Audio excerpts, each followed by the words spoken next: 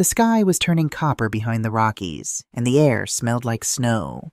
Margaret Whitfield gripped the steering wheel tighter when she spotted 3 unfamiliar cars parked in front of her cabin. Her quiet cedar-scented refuge, built from years of teaching, saving, and surviving, stood silhouetted against the dimming light. For a moment she wondered if she'd taken a wrong turn on the winding mountain road, but then she saw it, the blue porch swing she'd hung herself the summer Michael graduated from college. This was unmistakably her home.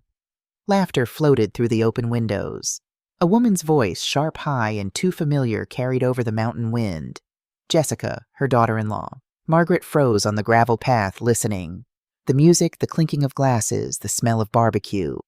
All of it felt wrong, like someone had replaced her memories with a party invitation she'd never received. She'd driven 5 hours from Denver to her mountain retreat, eager for solitude after her retirement ceremony last week.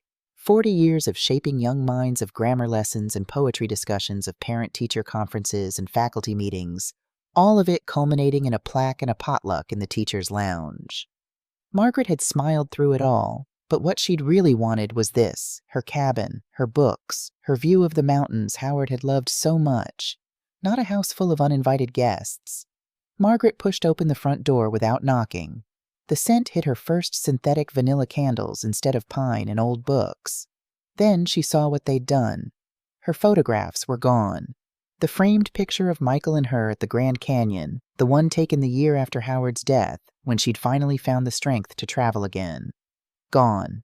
The photograph of her late husband fishing at Echo Lake, his face lit with quiet joy. Gone. In their place hung a giant canvas of Jessica and Michael's champagne glasses, raised Jessica's diamond ring catching the light. It felt like walking into a stranger's dream of her life. The Persian rug she'd saved for over 3 years to buy had been rolled up and leaned against the wall like an afterthought. Her handmade quilts, the ones she'd learned to stitch during those sleepless nights after Howard's heart attack, had been replaced with bright white throws that looked straight from a department store catalog. "Excuse me," Margaret said, her voice soft but trembling. The retirement party had drained her, but this violation was awakening something fierce inside her chest. Jessica turned. She was wearing one of Margaret's sweaters, her favorite gray cashmere, the one she'd folded and left in the cedar chest upstairs, a Christmas gift from Howard their last year together. Jessica's hair was perfect, her nails painted red, a glass of white wine dangling from her manicured fingers. "Oh," she said flatly, her tone dripping with false sweetness. "You weren't supposed to be here." "Supposed to be?" Margaret repeated the words, echoing in the suddenly quiet room. "This is my home." Michael appeared behind Jessica, holding a drink, his expression caught between shock and discomfort. A taller, thinner version of Howard, but without his father's steadfastness. His eyes, so like hers, couldn't quite meet her gaze. "Mom, we thought you were staying in Denver longer. Jessica's parents are visiting. We made ourselves comfortable." Margaret looked around again, taking in every alteration. The bookshelf where she kept her journals, documented thoughts from 30 years of teaching of motherhood, of widowhood, stood empty. Her teapot collection, each one from a different state she'd visited, was nowhere to be seen. Even the handcrafted wind chimes Howard had made for their 10th anniversary had been removed from the front window. "You moved in?" she asked slowly, the question hanging in the air like a held breath. Jessica shrugged, stepping closer, the gray cashmere sweater hanging loosely on her slender frame. "It's not like you use this place anymore. It was just sitting here empty. We thought we'd put it to better use." Her tone, that smooth, condescending tone, sliced through Margaret more deeply than shouting ever could. The way she said better use made it sound as if Margaret's peace, her years, her ownership were outdated ideas, like the land itself had forgotten her. Through the sliding glass doors that led to the back deck, Margaret could see the mountains darkening the same view that had comforted her through grief and celebrated her joys. This house wasn't just wood and stone. It was the physical manifestation of her resilience. Jessica's parents, Joe and Lucy, came down the stairs with wine glasses in hand. They smiled politely as if Margaret were the unexpected guest. Joe, a retired banker with perfectly trimmed silver hair, said we didn't expect company tonight. "Company?" Margaret echoed, almost whispering. She felt the world tilt, a slow, burning humiliation crawling under her skin. Her name wasn't on their lips. Her home wasn't hers in their eyes. Michael reached for her arm gently, the same gesture he'd used when he was 10, and wanted to soften her up for permission to go to a friend's house. Mom, don't be upset. We were going to tell you. It's just easier this way. You're alone most of the time. Alone? The word cracked something inside her. They said it like it was a reason to erase her, as if solitude were a disease that required intervention. A memory surfaced Howard standing on this very spot 30 years ago, blueprints in hand. This will be our place, Maggie, he'd said, eyes bright with plans for their future. When we're old and gray, we'll sit on the porch and watch the sun set over the mountains. But Howard never got to be old and gray. A heart attack at 46 had left Margaret with a 13-year-old son and an unfinished dream. She'd spent the next 17 years finishing that dream, teaching extra classes in summer school to save money, working weekends as a tutor, postponing her own needs, the roof repair on her Denver home, the dental work she'd put off, the early retirement she could have taken 5 years ago when the migraines from fluorescent classroom lights became unbearable. All to make sure Michael had the best education and that Howard's vision for their mountain sanctuary would still come true. And now Michael stood before her, a grown man of 30, unable to look her in the eye as his wife told her she didn't belong in her own home. Jessica crossed her arms, the cashmere stretching across her shoulders. Honestly, it makes sense. You're always talking about peace and quiet. Now you have it. Let us handle things here. Margaret stared at her, at this woman who had been part of her family for 6 years, but had always maintained a cold distance, accepting Margaret's gifts and help with the same enthusiasm one might accept a parking ticket. Handle things. Jessica gave a little laugh as if Margaret were being dramatic. Yes, like paying bills, cleaning, keeping up the house. We've been doing all that, you know. Margaret looked at Michael. With whose money exactly? He didn't answer. Just looked down at his drink, the ice cubes clinking softly as his hand trembled slightly. Jessica's voice turned sharp like the edge of a new knife. Look, if you've come to check on us, fine, but don't make this weird okay, we're settled here. Maybe you can stay somewhere else tonight. Every muscle in Margaret's body wanted to shout, but instead she laughed softly. It wasn't humor. It was the sound of something breaking free after years of quiet giving. You want me to stay somewhere else? That's quite a suggestion. Jessica tilted her head, all fake concern, the cashmere sweater slipping off one shoulder. Well, it's not personal, Margaret, but this isn't your space anymore. You should have called first. Not my space anymore. The phrase echoed in Margaret's chest like a dull hammer. Every word Jessica spoke carried years of silent resentment, not just for tonight, but for every holiday Margaret had hosted, every gift she'd bought, every time she'd helped pay their bills and said nothing. She walked further in, slow and steady, taking in each room. They'd even replaced her curtains, cheap white ones, where there used to be heavy linen that blocked the morning sun. On the counter, she noticed her ceramic teapot, chipped and old, now holding plastic flowers, where once it had brewed her morning Earl Grey. The air in the cabin felt different, too. Sterile. The lingering scent of cedar and pine that had always welcomed her was masked by artificial air fresheners and Jessica's perfume. Jessica followed behind Margaret, her tone tightening with each step. I think it's best if you go now. Go. If you refuse, I'll have to call the police. Ma'am, she said calmly, like she was discussing the weather. This is private property. Something inside Margaret went still, the kind of stillness that comes before a storm. Private property, she repeated, each syllable weighted. Yes, it is. Michael rubbed the back of his neck, a gesture so like Howard's that for a moment Margaret's heart ached with remembrance. Mom, maybe just come back tomorrow. Jessica didn't mean... But Jessica cut him off. Robert, please, she's trespassing. That word trespassing hit harder than anything else. It was the word that stripped away years of birthdays, favors, and sleepless nights spent worrying about Michael's future. It said you don't belong. Margaret stood there in her own living room, and for the first time she realized how small they thought she was, how easily they believed she could be erased. The air felt thick, but she kept her voice even. If you want to call them, go ahead. Jessica's lips curled into a smirk. Fine, I will. And as she reached for her phone, Margaret turned toward the window. Outside, the pine trees swayed in the wind, dark silhouettes against the fading light. The world felt colder, but clearer. She could feel something in her waking up like an old instinct she'd buried under love and patience. She wasn't angry anymore, not exactly. She was aware of every little sign she'd ignored over the years. Every time Jessica interrupted her mid-sentence at family dinners. Every decision Michael made without asking her input. Every thank you that never came. It all led to this moment standing barefoot on her own rug being called a trespasser by the woman wearing her sweater. When Jessica hung up the phone, she looked at Margaret with quiet triumph. "They'll be here soon," Margaret smiled. "Good. Let's clear things up properly." For a brief second, Jessica hesitated, maybe sensing that Margaret wasn't the quiet benefactor she'd always underestimated. This wasn't the same woman who had written checks for their car repairs without complaint, who had watched silently as Jessica redecorated her Denver home during their 3-month stay after college graduation, who had smiled through Jessica's thinly veiled criticisms of her teaching career.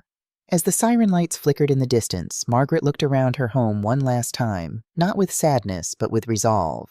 She had built this house brick by brick, paycheck by paycheck. It wasn't just wood and nails. It was proof that she had survived everything life tried to take from me.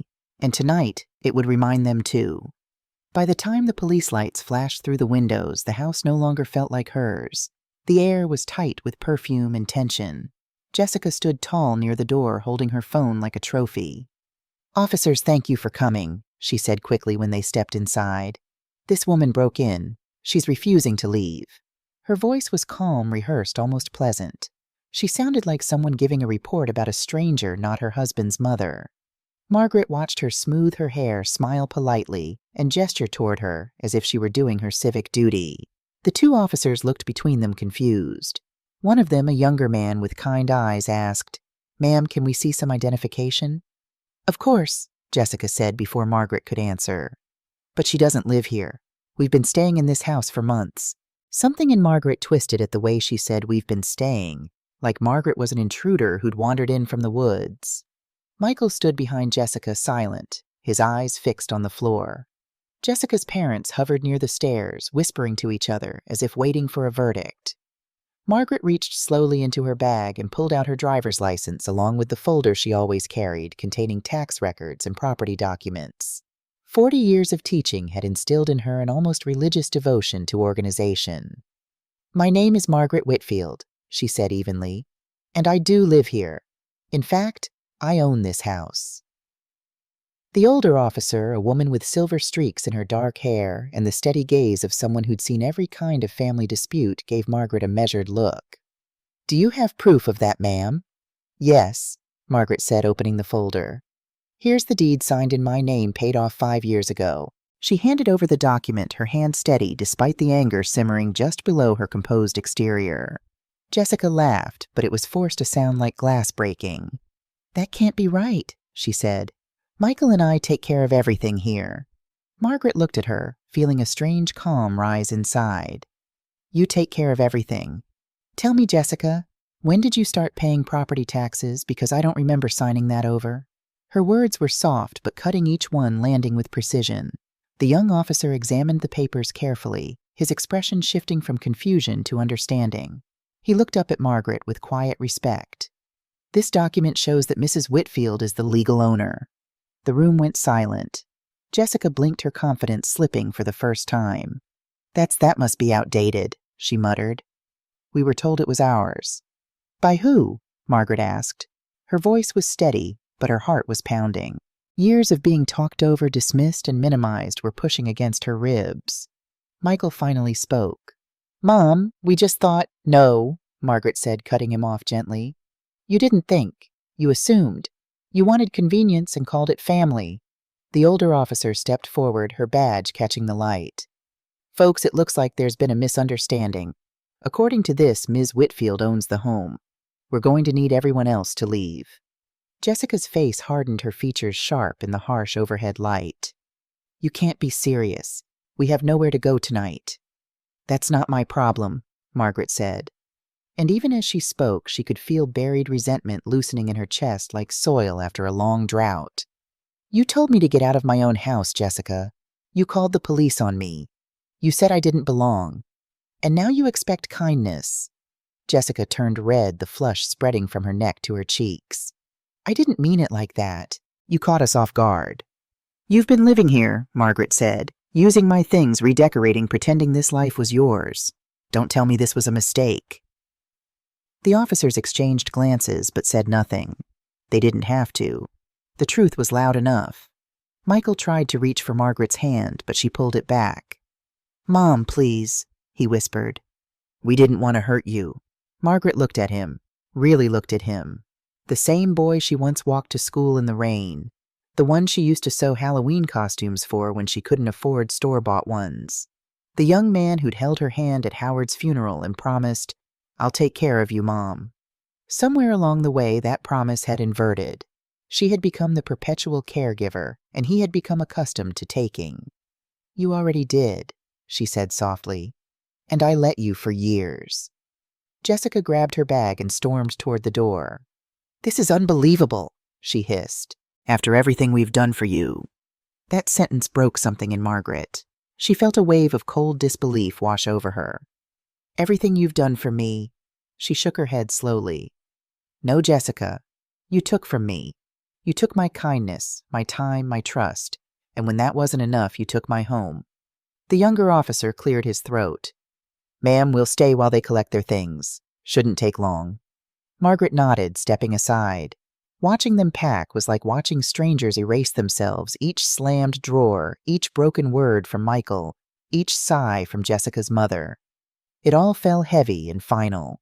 Jessica glared at Margaret as she walked past, but Margaret didn't move. She'd spent too many years apologizing for existing. Tonight she stood tall, silent, and unshaken. When the door closed behind them, the house fell quiet. Margaret looked around at the mess, the broken rhythm of a life she'd built, now rearranged by people who never valued it. Yet beneath the anger, she felt something unexpected relief. She wasn't invisible anymore. Outside, the police lights faded down the mountain road. Inside, the air was still.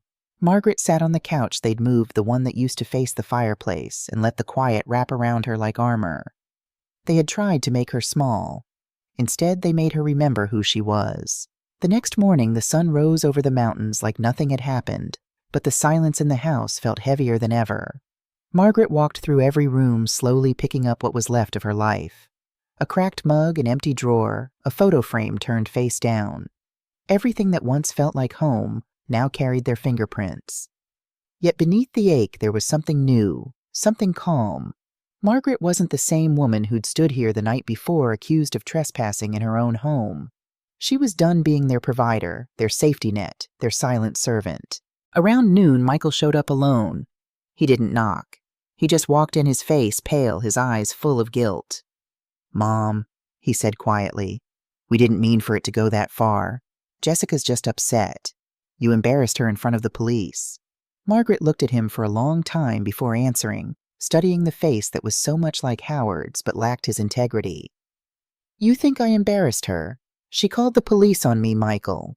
She stood in this house, my house, and told strangers I didn't belong here. Do you understand what that felt like? He rubbed his forehead, avoiding her eyes, a gesture he'd used since childhood when he knew he was wrong but didn't want to admit it. She panicked. You know how she gets. I just want to fix this before it gets worse. There it was again, that soft pleading tone he'd used since he was small, the one that always made her step back, smooth things over, make concessions. The habit was still there, deep in her bones. But this time it meant something stronger. Worse, Margaret said. Tell me, how could it get worse, Michael? You moved your wife and her parents into my house without asking. You used my money to keep them comfortable. You made me a stranger in my own life. You think the worst thing that happened is that Jessica felt embarrassed. He didn't answer. His silence said everything. Margaret went to the kitchen and pulled a small stack of folders from the drawer. She'd spent the early morning hours gathering them prints from the bank insurance payments receipts, the paper trail of her generosity. Do you see these? She said, spreading them on the counter. Car payments, tuition, health insurance, mortgage help. Every check I've sent to you for the past 5 years. $68,000, Michael. 68,000. His mouth opened slightly, but no words came out. Just a soft exhalation of surprise. Mom, she cut him off gently. You always said you'd pay me back. You never did. I didn't press you because I thought family meant helping without keeping score, but last night your wife told me to get out of my own home. That's when I realized this isn't help. It's control. I've been buying peace that never existed. For a moment, the only sound was the hum of the refrigerator, the same one she'd bought 10 years ago when the old one finally died. Then Michael whispered, I'm sorry. Margaret wanted to believe him, but something inside her resisted. She'd heard that word too many times, always followed by another request, another excuse. "No," she said quietly. "You're sorry now because the comfort is ending." He looked confused. "What do you mean?" Margaret picked up her phone and logged into her banking app, the one Michael had insisted she download last year, to make things easier. She navigated to the automatic payments section, her fingers moving with deliberate precision. "I mean, it's over. Every transfer, every auto payment, every bit of help. It stops today." She clicked Cancel All Recurring Payments and watched as the screen refreshed. Clean, empty, free. "You and Jessica wanted independence. You have it." Michael reached for the counter as if to steady himself. "You can't do that," he said softly. "We're counting on that money." "You are counting on me," Margaret corrected. "And you stopped seeing me as a person. That ends now." His face went pale, almost gray in the morning light. "Jessica's going to lose it." "She already did," Margaret said, her voice calm. "She lost respect, and now she'll lose convenience. That's the price of arrogance." He stared at her, speechless. This wasn't the mother who had always given in, who had written checks without questions, who had smiled through Jessica's thinly veiled insults at family gatherings. This was someone new, or perhaps someone very old, someone who had been there all along but had been silenced by her own love. Margaret walked to the window, watching the pines sway outside. The snow had started to fall, soft, steady, endless. It reminded her of the night Howard and she had bought this land decades ago. They stood right here, dreaming about a future where their son would grow strong and kind. She wanted to believe she'd raised him to honor that dream. But kindness without boundaries turns into weakness. And she had been weak for too long. Then came the twist she didn't expect. Michael's voice cracked. "Mom," he said, "Jessica told me she wanted to sell this house. She said it would help us pay off our debts." The words hit Margaret harder than she could have imagined. "Sell it," she repeated slowly. "Without telling me." He nodded, unable to meet her eyes. "She said she talked to a realtor already. I didn't agree, but I didn't stop her either." For a second, the room seemed to spin.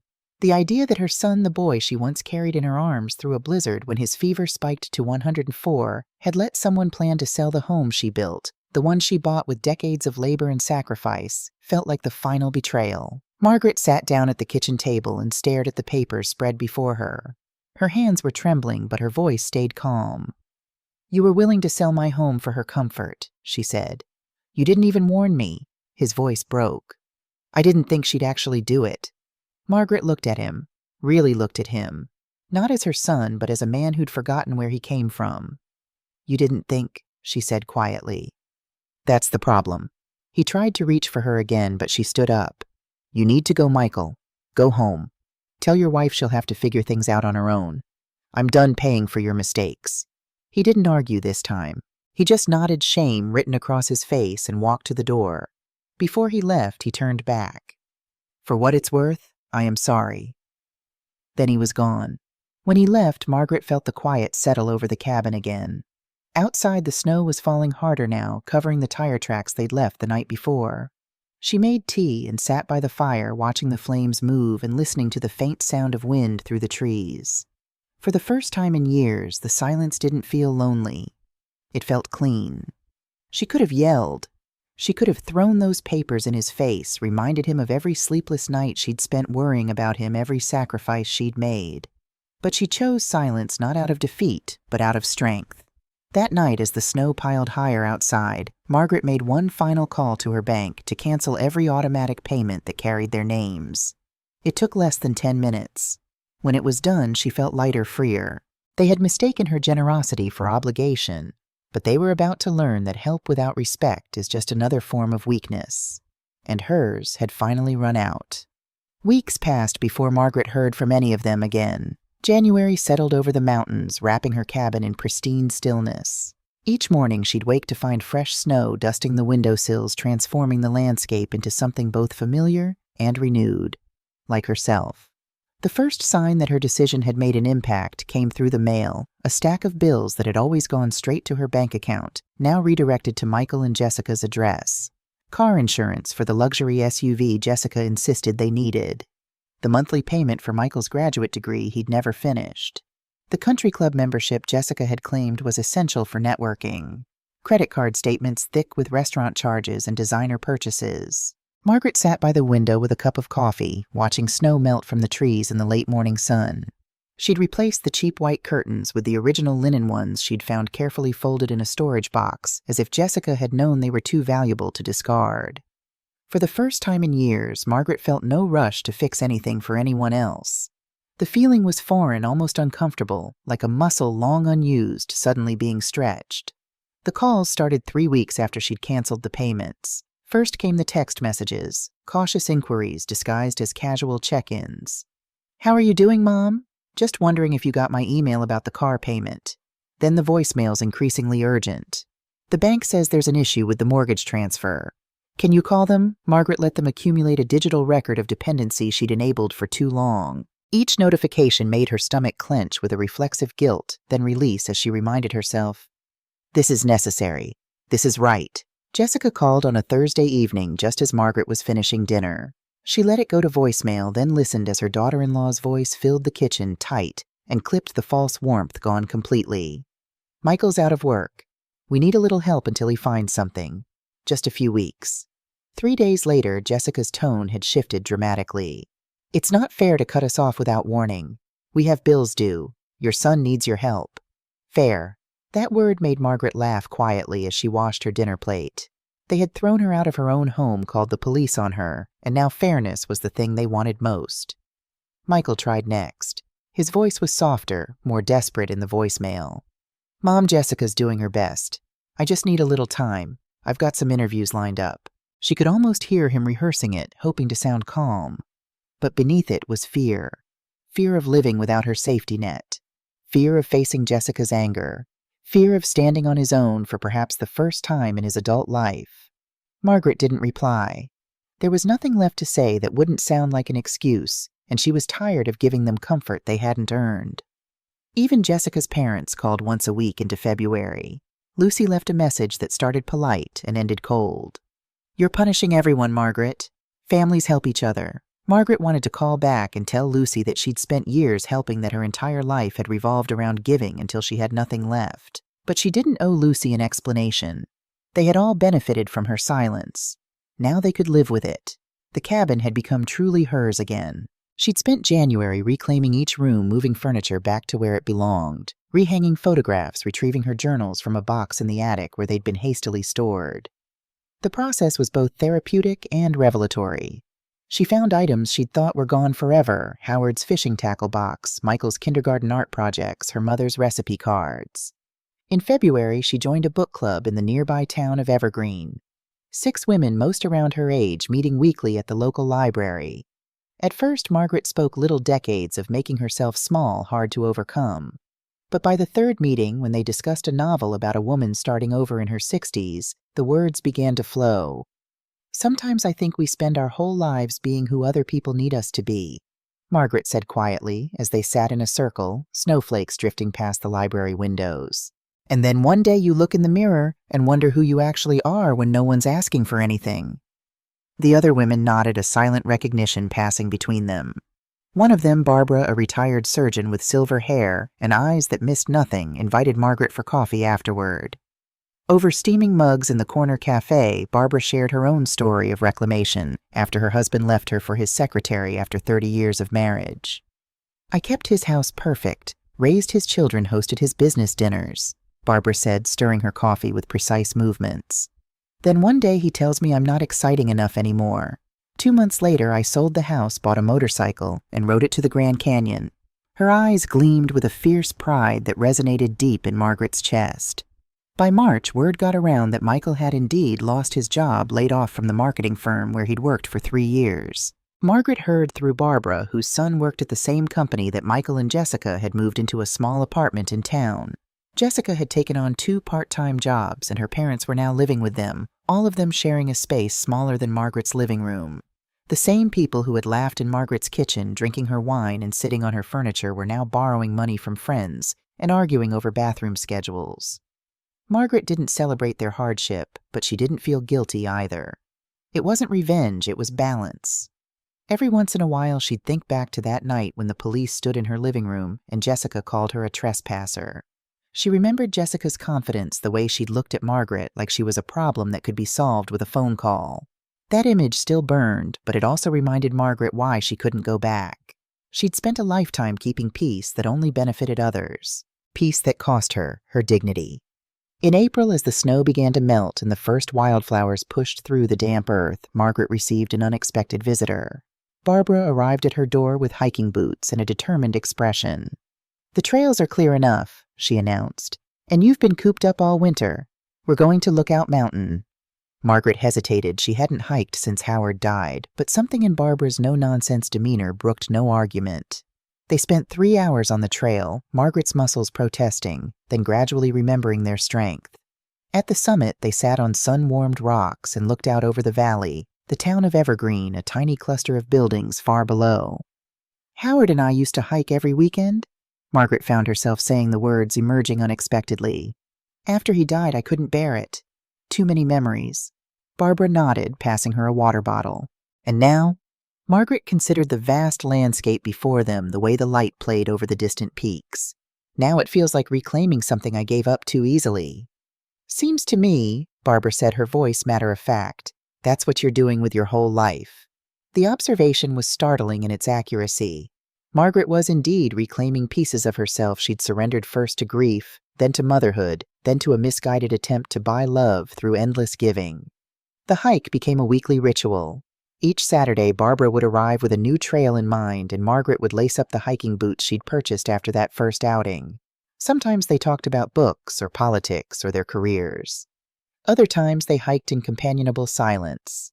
Margaret found her body growing stronger, her mind clearer, her spirit lighter with each mile. One afternoon in late April, Margaret went to the bank to finalize the transfer of all accounts back into her name.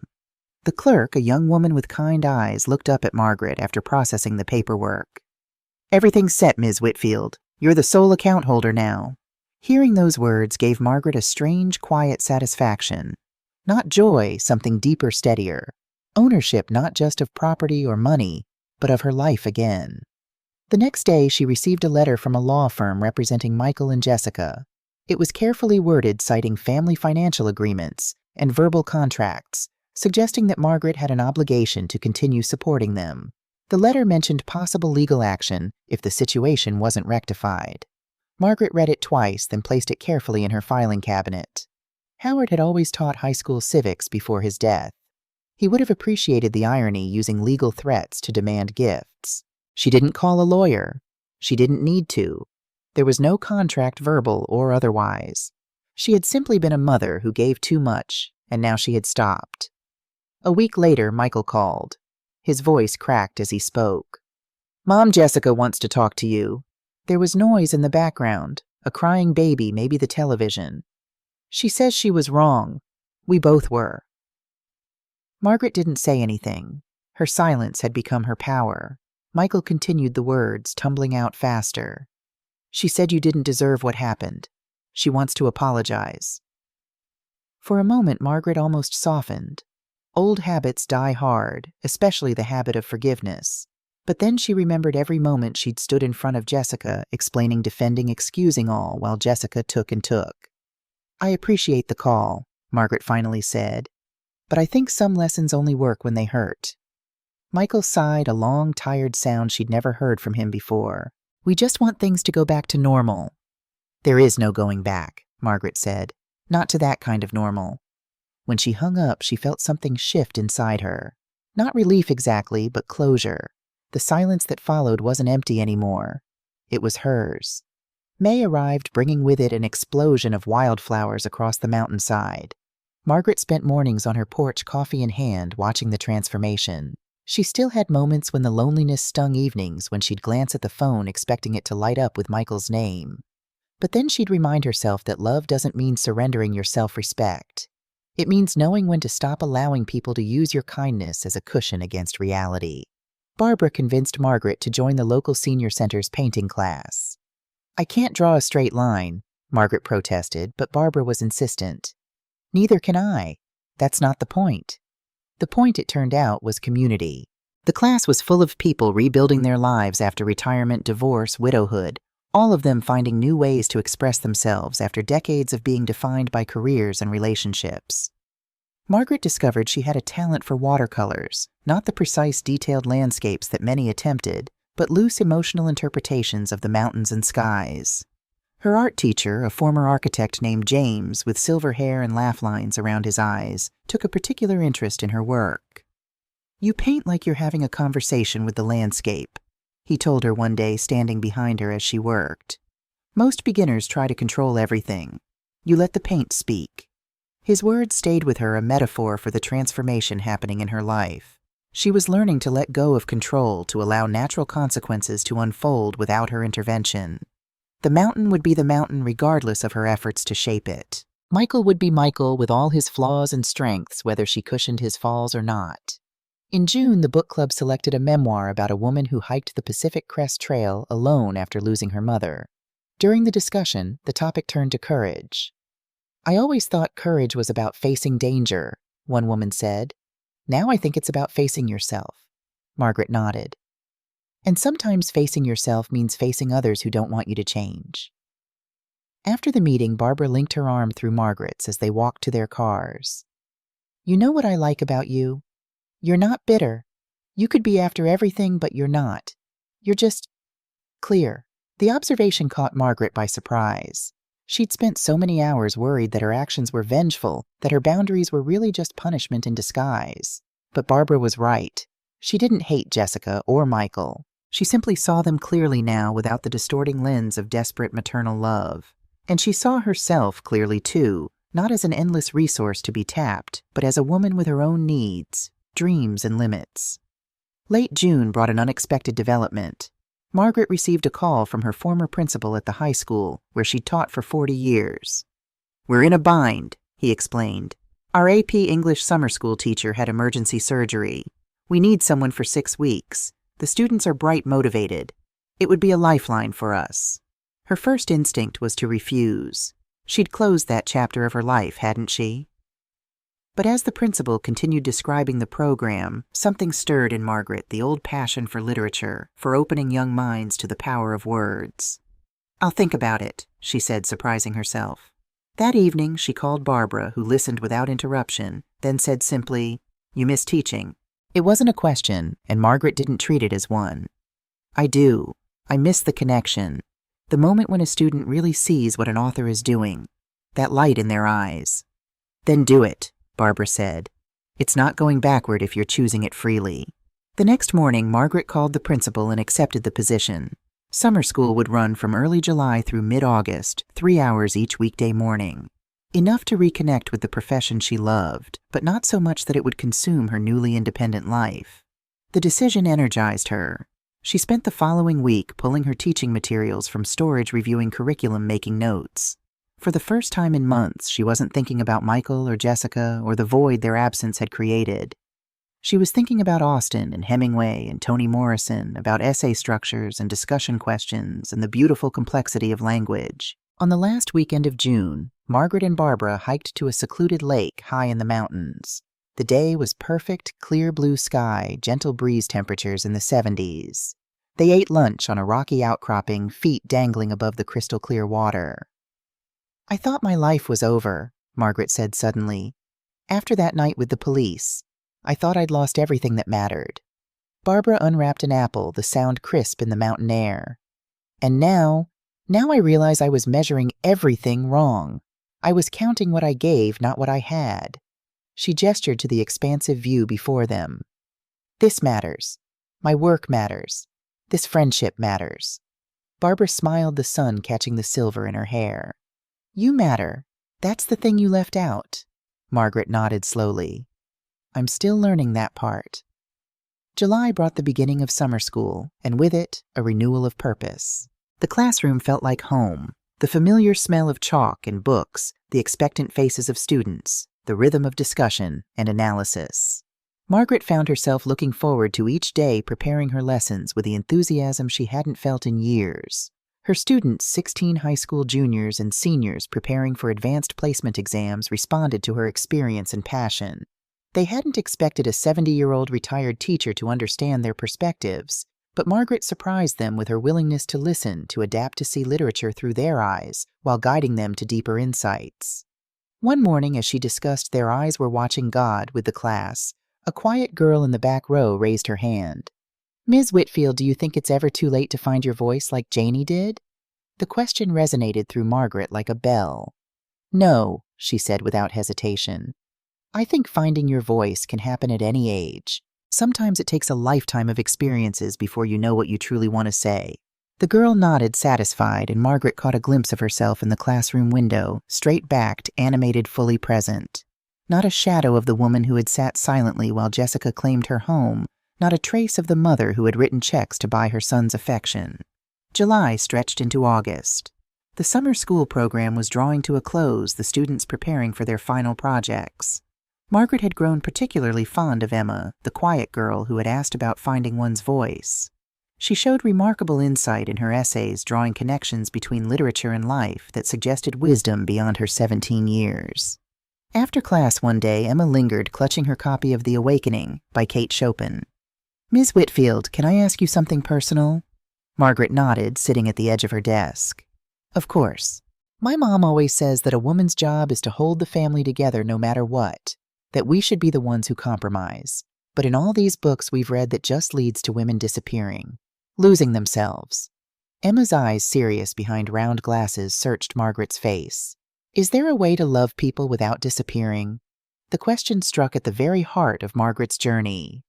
"I believe there is," she said carefully. "But it requires something most of us aren't taught, that loving others and honoring yourself aren't opposing forces. They're actually interdependent. When we set healthy boundaries, we're teaching others how to truly love us, not just use us." Emma considered this, turning the book over in her hands. "That's not what my mom says. Many women of my generation, and perhaps your mother's, were taught that self-sacrifice was the highest form of love. It's taken me 70 years to question that teaching." Margaret smiled gently. "You're fortunate to be asking these questions now." The conversation stayed with Margaret long after Emma left. She thought of her own mother, who had run the household with military precision, anticipating everyone's needs while neglecting her own, who had died of a heart attack at 62, exhausted from a lifetime of silent service. Margaret had followed that example without questioning it, passing down the legacy of self-erasure like a family heirloom. Until now. The second week of August brought the end of summer school, and with it a sense of accomplishment Margaret hadn't felt in years. Her students' final projects demonstrated not just academic growth, but personal engagement with literature. They had connected with the texts, found themselves in stories written decades or centuries before their birth. This, Margaret remembered, was why she had become a teacher in the first place, to witness the moment when words on a page became living truth in a young person's life. On the last day of class, her students presented her with a card they had all signed, filled with messages of gratitude. "You made me see why these old books matter," one wrote. "I never thought I'd care about Edna Pontellier's problems, but now I can't stop thinking about her," wrote another. Emma's note was at the bottom of the card. "Thank you for showing me that finding your voice isn't selfish. It's necessary." Margaret drove home from the school with the card on the passenger seat, occasionally glancing at it as if to reassure herself it was real. The mountain roads were familiar now in a way they hadn't been before, not just as routes to and from places, but as parts of a landscape she fully inhabited, fully claimed as her own. When she arrived at the cabin, she found a package on her porch. No return address, just her name in handwriting she recognized immediately. Michael's. For a moment she considered leaving it unopened. She had worked so hard for her peace, for the clear boundaries that now protected her sense of self. But curiosity won out. Inside the box was a framed photograph she'd thought was lost forever. Howard and her on their wedding day, laughing as they fed each other cake, young and hopeful, and unaware of how brief their time together would be.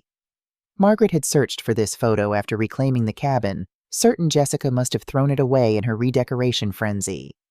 Beneath the frame was a letter written on lined paper from a legal pad, Michael's handwriting less assured than she remembered. "Mom, I found this in a box Jessica packed that night. I should have returned it months ago, but I was too ashamed. I've been thinking about what you said about how we made you a stranger in your own life. You were right. I let Jessica push you aside because it was easier than standing up to her. I let her talk about selling your house because I was scared of our debts.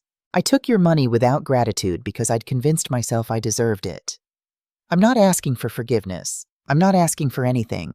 I just wanted you to have this back. It's yours, like so many things I took for granted."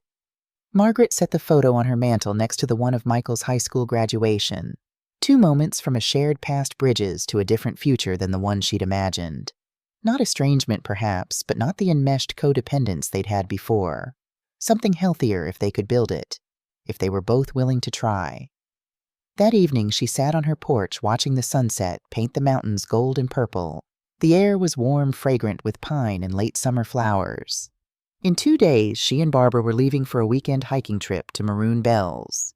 In September, the principal had asked her to consider tutoring struggling students twice a week. James from the painting class had invited her to an art exhibition in Denver, his eyes suggesting it might be more than a casual outing. Her life was opening up, expanding in directions she never could have imagined that snowy night in January when she'd sat alone in her reclaimed house, trembling with the enormity of what she'd done. The sound of a car engine broke her reverie. A vehicle was making its way up her driveway headlights, cutting through the gathering dusk. Margaret tensed, then relaxed as she recognized Barbara's sensible blue Subaru. Her friend wasn't expected until tomorrow for their pre-trip planning, but Margaret welcomed the surprise. Barbara emerged from the car carrying a bottle of wine and a bakery box. "Emergency book club meeting," she called out, climbing the porch steps. "Joyce canceled tomorrow because her daughter's having a baby, so we're doing it tonight. Hope that's okay." Margaret laughed, the sound free and genuine. "More than okay." She held the door open, watching as Barbara placed her offerings on the kitchen counter with familiar ease. This was friendship. Margaret realized the comfortable certainty that you were wanted for yourself, not for what you could provide. No scorekeeping, no obligation, just mutual enjoyment of each other's company. They settled on the porch with glasses of wine and slices of lemon cake, the book, a novel about a widow who opens a bookstore in a small English town, between them on the small table. "I got a letter from Michael today," Margaret said, surprising herself with the disclosure. "And a photograph I thought was gone, my wedding picture with Howard." Barbara nodded, her expression neutral but attentive. "And how did that feel?" Margaret considered the question, watching the last light fade from the highest peaks. "Complicated, like finding something you'd mourned and moved past. You're glad it's not lost forever, but you've already done the work of letting it go. Are you going to respond?" "I don't know yet," Margaret admitted. "Part of me wants to. Part of me isn't ready."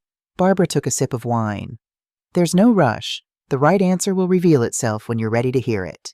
They talked about the book, then about the protagonist's journey from grief to reinvention, from isolation to community. As darkness fell completely, Barbara switched on the porch light, its warm glow creating a small circle of illumination in the vast mountain night. "You know what I've been thinking about lately?" Margaret said as their conversation wound down. "How much of our lives we spend waiting for the right moment, the right feeling, the right circumstances. And then one day you realize that life doesn't arrive fully formed. You build it choice by choice, day by day." Barbara smiled, raising her glass in a toast. To building a life instead of waiting for one. They clinked glasses, the sound bright and clear in the night air. After Barbara left, Margaret sat alone on the porch, listening to the night sounds of the mountains, the distant call of an owl, the rustle of pine needles in the gentle breeze, the occasional scurrying of small creatures in the underbrush. She thought about Michael's letter, about Emma's question, about Barbara's friendship. She thought about choices and consequences, about boundaries and bridges. Most of all, she thought about tomorrow, and all the tomorrows stretching before her, unscripted, unplanned, gloriously her own. Perhaps Michael would be part of those tomorrows, perhaps not. Perhaps she would respond to his letter, or perhaps she would wait for him to demonstrate through actions rather than words that he understood the lesson of the past months. What mattered was that the decision was hers to make freely, without the weight of obligation or the fear of disapproval. She had reclaimed not just her home, her finances, her time. She had reclaimed her right to choose her own path, to determine her own priorities, to live according to her own values. The night deepened around her, stars emerging in the clear mountain sky. Margaret felt a profound sense of peace settle over her, not the fragile peace she had once purchased with endless compromise, but the solid, enduring peace that comes from living in alignment with your own truth. She had not lost her family. She had lost the version of herself that made their lives easier at the expense of her own. And in losing that, she had found something they might never understand: peace that didn't depend on anyone else's approval or presence. Freedom that came not from absence of connection, but from connections based on mutual respect rather than exploitation. Winter would come again to the mountains, covering everything in white. But Margaret was no longer afraid of the cold or the solitude. She had weathered the harshest season of her life and emerged stronger, clearer, more fully herself than she had been in decades.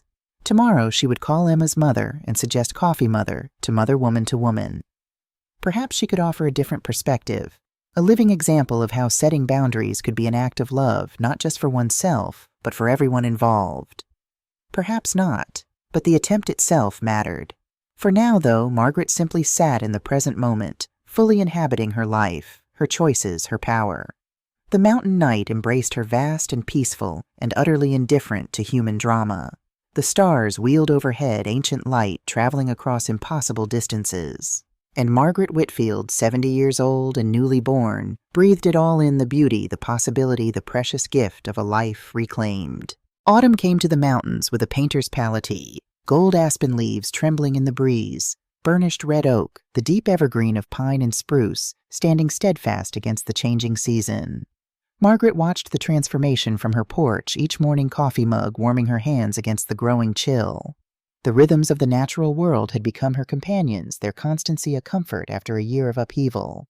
Her coffee ritual, once a hurried affair between preparing lessons and rushing to school, had evolved into a meditative practice. 20 minutes of stillness before the day began in earnest.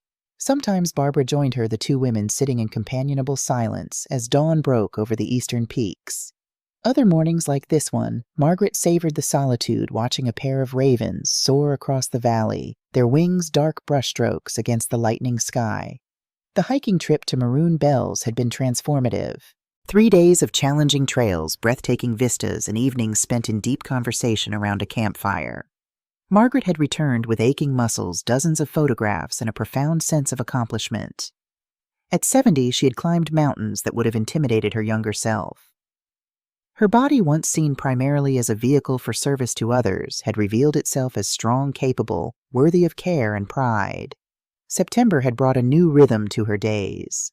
Tutoring struggling students on Tuesdays and Thursdays at her former high school. Painting class on Wednesday afternoons. Book club every other Friday. Hiking with Barbara on weekends when the weather permitted. A life built around her own interests and connections, not around anticipating and fulfilling others' needs. October arrived with the first dusting of snow on the highest peaks, a harbinger of the winter to come. Margaret found herself looking forward to the change of seasons in a way she hadn't since Howard was alive. Last winter had been about survival and reclamation. This winter would be about thriving.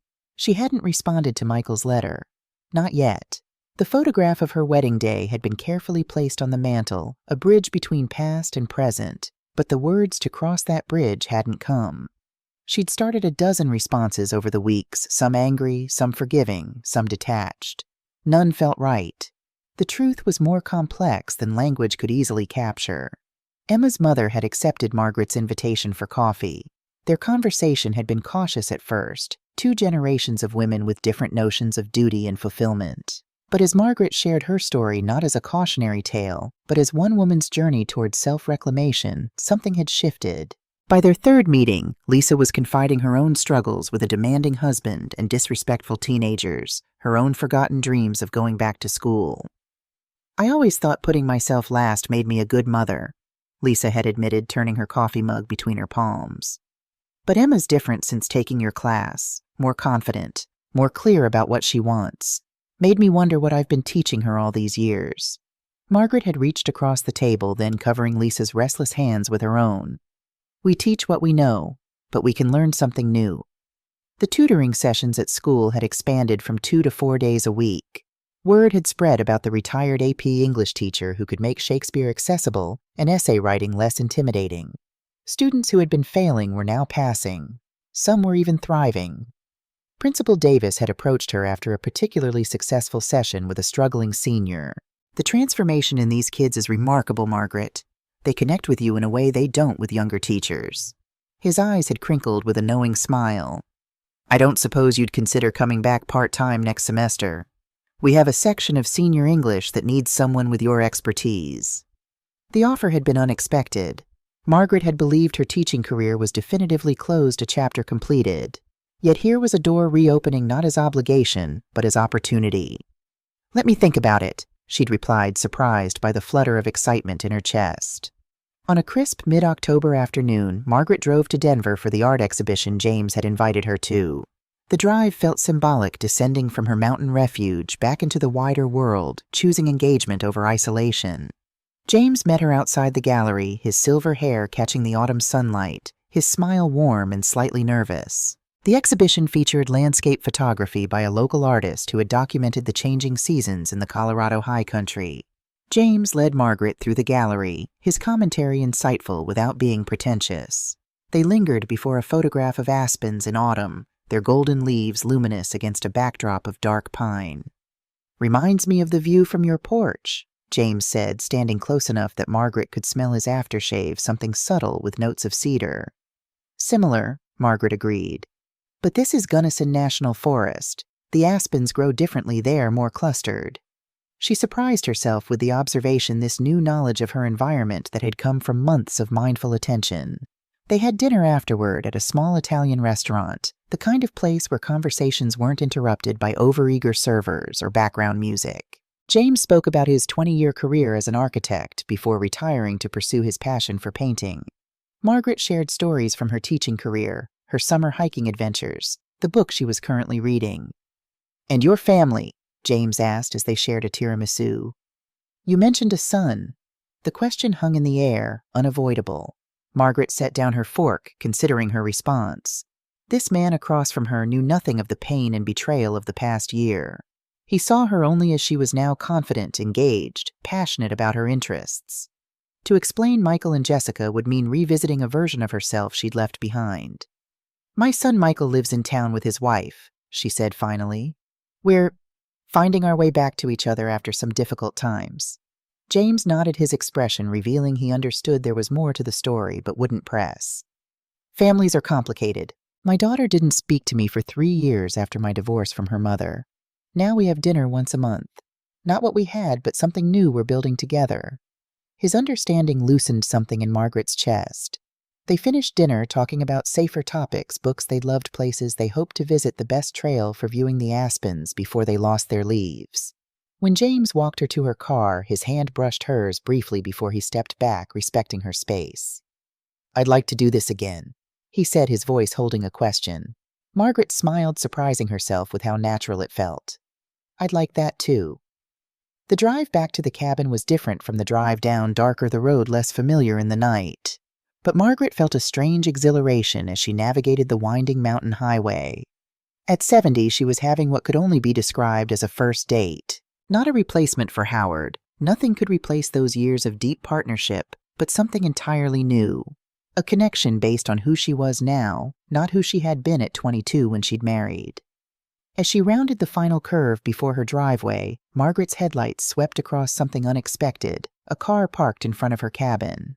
Not Barbara's familiar Subaru or James's sensible sedan. A small economical Honda she didn't recognize. Margaret pulled up alongside it, tension replacing the pleasant buzz from her evening out. The cabin was dark except for the porch light she always left on when she'd be home after sunset.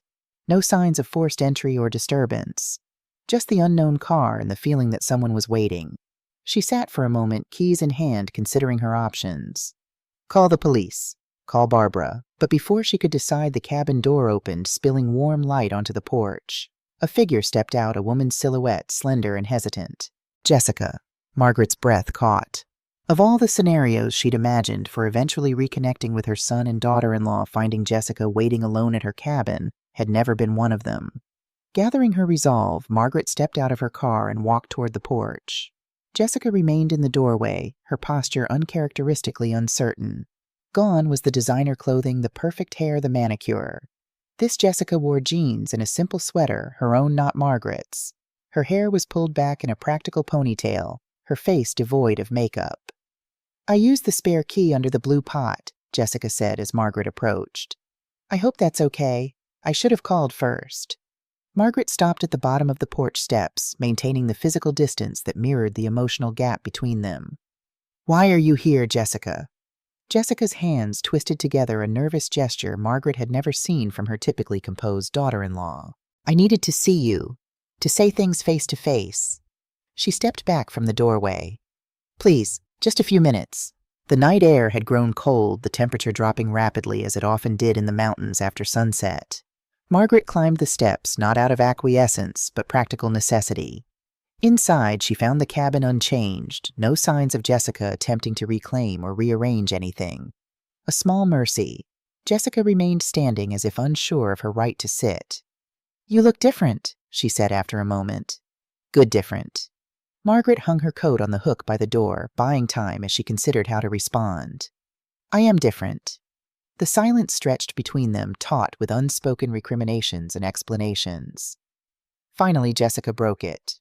"I rehearsed a speech all the way up here, about how hard things have been, how Michael lost his job, how we had to move in with my parents after they couldn't afford the rent on our place anymore."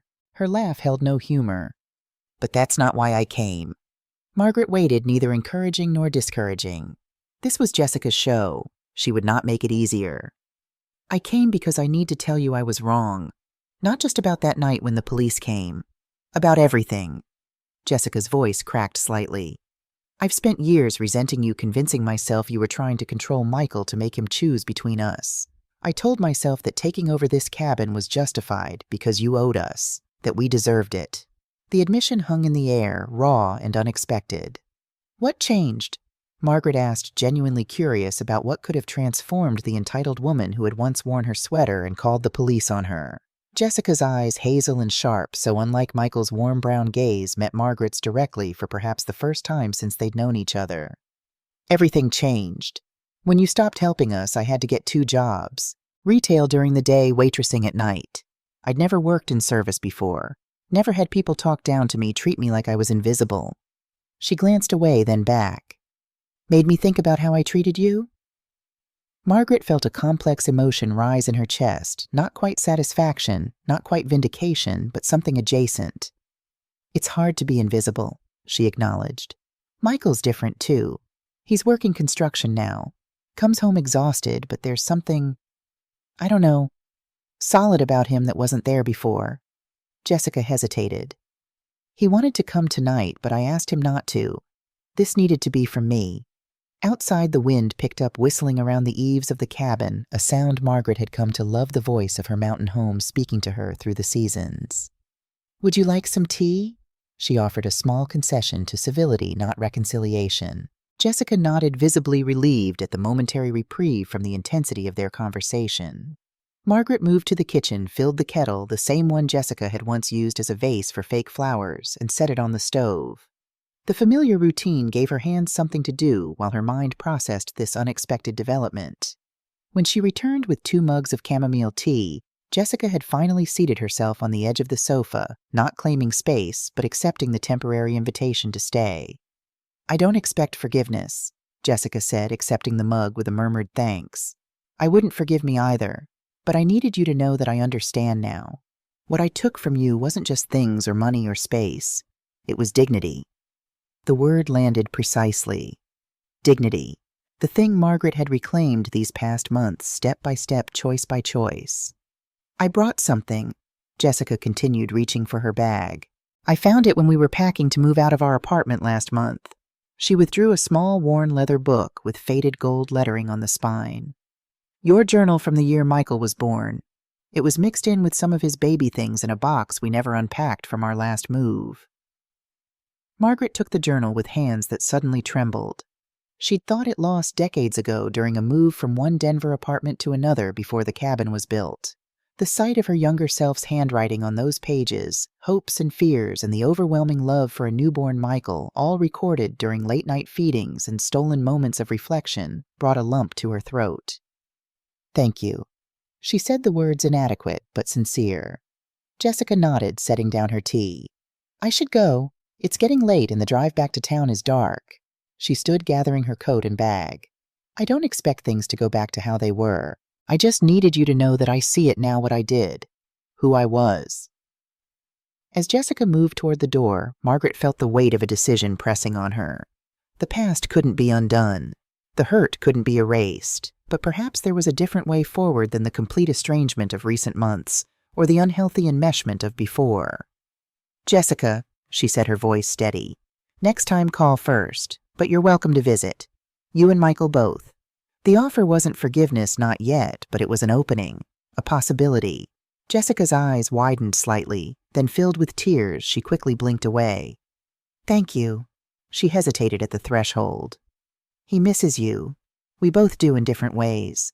After Jessica left, Margaret sat on the porch, despite the cold, listening to the Honda navigate the steep driveway, its taillights disappearing around the curve. The journal rested in her lap, a time capsule from a different life. Eventually, she went inside and built a fire in the stone fireplace, a skill she'd perfected during her solitary winter. As flames caught and grew, she opened the journal, reconnecting with the young mother she had been, hopeful, exhausted, fiercely protective of her infant son.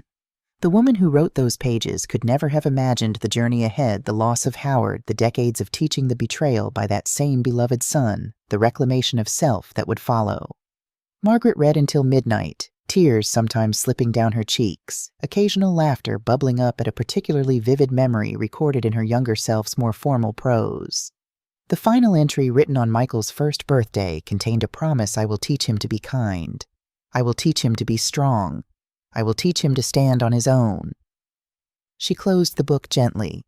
Perhaps she had taught him those things after all. Perhaps the lesson had simply taken longer to sink in than she'd expected. The following morning, Margaret called Principal Davis and accepted the part-time teaching position for spring semester. 3 days later, she invited James for dinner at the cabin, their second date this time on her territory. He brought wine and flowers and praised her cooking with genuine appreciation. They talked for hours, discovering shared tastes in music and film, compatible political views, similar approaches to life's challenges. When he left, he kissed her cheek softly, his hand warm on her shoulder. "I'm not in any hurry," he told her. "We have time." The simple statement, "we have time," echoed in Margaret's mind long after he'd gone. How different from the frantic pace of her younger years, always racing against some invisible clock, trying to fit too much living into too few hours. Now, paradoxically, with fewer years ahead than behind time, felt more abundant. Each day a gift rather than a demand. November brought early snow, transforming the landscape into a monochrome study of white and gray and the deep green of pine. Margaret added cross-country skiing to her repertoire of outdoor activities, Barbara providing equipment and patient instruction. After decades of prioritizing others' recreation planning, Howard's fishing trips driving Michael to baseball practice, the pure physical joy of gliding across snow-covered meadows, felt revolutionary. Thanksgiving approached the holiday, carrying both nostalgia and tension. In previous years, Margaret would have spent weeks preparing, cleaning her Denver house from top to bottom, planning an elaborate meal, trying to anticipate and accommodate everyone's preferences. This year, Barbara invited her to join a potluck gathering with several other friends, mostly single women of similar age, some widowed, some divorced, all creating new traditions to replace those that no longer served. 2 days before Thanksgiving, Michael called. "Mom, I know this is last minute," his voice hesitant on the line. "But Jessica and I were wondering if you'd like to have lunch with us on Friday. Nothing fancy, just the diner in town." The invitation caught Margaret off guard. She'd been prepared for a longer silence after Jessica's visit, more time needed for wounds to scab over before attempting to rebuild their relationship. "Just lunch, not Thanksgiving dinner." Michael's laugh sounded relieved, as if her question indicated a willingness to consider the invitation. "Definitely not Thanksgiving.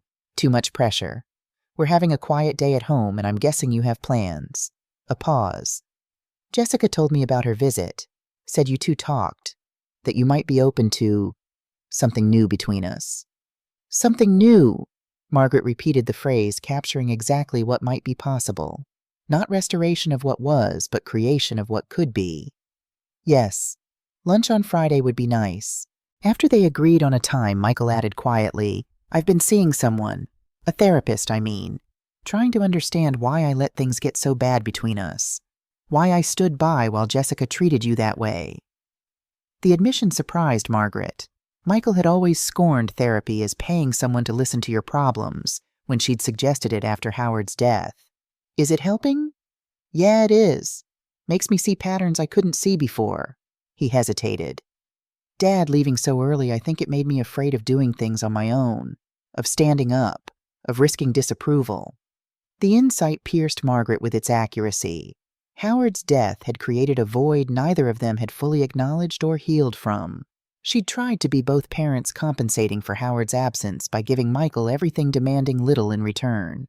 He'd learned to expect that imbalance, then found a wife who perpetuated it. "We can talk more on Friday," Margaret said, unwilling to delve deeper into such revelations over the phone. "I'm looking forward to it." Thanksgiving with Barbara's circle of friends proved to be one of the most enjoyable holidays Margaret had experienced in years. No tension, no performative gratitude, no carefully avoided subjects. Just good food, genuine conversation, and the comfortable camaraderie of women who had weathered life's storms and emerged with hard-won wisdom and humor intact. Late in the evening, as the gathering was winding down, Barbara's friend Eleanor, a retired judge with a forthright manner that matched her profession, raised her wine glass. To friendships that nourish rather than deplete, to boundaries that protect rather than isolate, and to the courage to distinguish between the two. The toast resonated deeply with Margaret, capturing the essence of her transformation over the past year.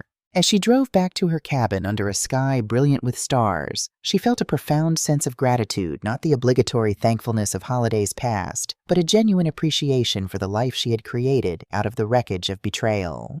Friday's lunch with Michael and Jessica unfolded with less awkwardness than Margaret had anticipated. They met at the Mountain View Diner, a local institution with checkered tablecloths and waitresses who called everyone "Arn," neutral territory where none of them could claim home court advantage. Michael looked different, thinner, more weathered, his hands calloused from construction work. Jessica, too, had changed the polished veneer, replaced by a more authentic presence. They talked about safe topics at first, the early snow, the diner's famous blueberry pie, a new trail Barbara and Margaret had discovered. Gradually, the conversation shifted to more substantive matters. Michael's new job with a construction company, Jessica's promotion from sales clerk to assistant manager at the boutique where she worked. They were saving for a security deposit on a small house, planning to move out of Jessica's parents' place by spring. "It's a lot less than we had before," Jessica admitted. "But it'll be ours. Really ours." The emphasis wasn't lost on Margaret. After lunch in the parking lot, Michael hesitated beside Margaret's car. "Mom, would you consider coming for Christmas dinner? Not the whole day, just a few hours. Jessica's parents will be there too." He hurried to add, "They're different now. We all are." Margaret studied her son's face, the face that had once been the center of her universe that she had watched change from infant to boy to teenager to man. "Let me think about it," she said honestly. "We have time to decide." He nodded, accepting her boundary without pushback, a small but significant change from the Michael of before who would have pressed until she acquiesced. "However you decide, it's okay. We'll keep working on things either way." The encounter left Margaret with mixed emotions. Hope for a healthier relationship with her son, cautious optimism about Jessica's transformation, wariness about re-engaging with her former in-laws. Above all, a fierce determination to maintain the boundaries she'd established, the sense of self she'd reclaimed. December arrived with heavy snowfall that transformed the landscape into a winter wonderland. Margaret embraced the season, fully hanging simple decorations that reflected her own taste rather than conforming to others' expectations. Barbara helped her string white lights along the porch railing, their glow creating a magical aura around the cabin on dark winter evenings. James invited her to a holiday concert in Denver, the symphony performing Handel's Messiah. They had dinner beforehand at an elegant restaurant where he reached across the table to hold her hand, his touch gentle but confident. After the concert, standing in the lobby amid the well-dressed crowd, he turned to her with a question in his eyes. "Would it be too forward to say I'd like to kiss you?" Margaret felt a flutter of nervousness mixed with anticipation. It had been 27 years since she'd kissed anyone but Howard. "Not too forward," she replied, surprising herself with the steadiness of her voice. His kiss was gentle, respectful, yet held the promise of deeper passion. When they parted, Margaret found herself slightly breathless, like a teenager rather than a 70-year-old widow. James smiled, the crinkles around his eyes deepening. "I've wanted to do that since our first painting class together." The admission made her laugh. "That long ago? You were so focused on mixing exactly the right shade of blue for your mountain sky. I thought, now there's a woman who knows what she wants." The drive back to the cabin was companionable, filled with easy conversation and comfortable silences. When James pulled up in front of her home, he didn't presume to come in, nor did Margaret invite him. This new relationship was unfolding at its own pace, neither rushed nor stalled by external expectations. "I'm leaving town for Christmas," he told her as they said goodnight. "Visiting my daughter and grandkids in Phoenix. But I'd like to see you when I get back. Maybe New Year's." Margaret agreed, already looking forward to their next meeting. As she watched his taillights disappear down the mountain road, she marveled at life's unexpected turns. A year ago, she had been a woman defined by what she gave to others. Now she was discovering the joy of receiving affection, respect, consideration from those who valued her for herself. The week before Christmas, Margaret received an email from Emma, her former student. The girl was thriving in her senior year, applying to colleges with a newfound confidence. Her mother, Lisa, had enrolled in community college courses for the spring semester, a step toward the nursing degree she'd abandoned when she married. "Mom says you helped her see she still had choices," Emma wrote. "Me too." The simple acknowledgement brought tears to Margaret's eyes. For decades, she had measured her impact through her students' academic achievements, test scores, college acceptances, essay improvements. Now she saw a deeper legacy, the example of a woman who had reclaimed her power, who had shown others it was never too late to rewrite your own story. 2 days before Christmas, Margaret made her decision. She called Michael and accepted his invitation to dinner, setting clear parameters. She would arrive at 3, leave by 7, and bring her famous apple pie, but nothing else. No presents, no expectations, just a few hours together as they tentatively rebuilt their relationship. Michael's relief was audible. "That's great, Mom. Really great. One condition," Margaret added, her voice firm. "Your in-laws need to understand this is a fresh start. I'm not looking for apologies or explanations. I'm not holding grudges, but I'm also not the same person they knew before." "They understand," Michael assured her. "Jessica's been talking to them a lot about everything that happened. They're humbled, I guess you could say." Christmas Eve brought a snowstorm that blanketed the mountains in fresh powder.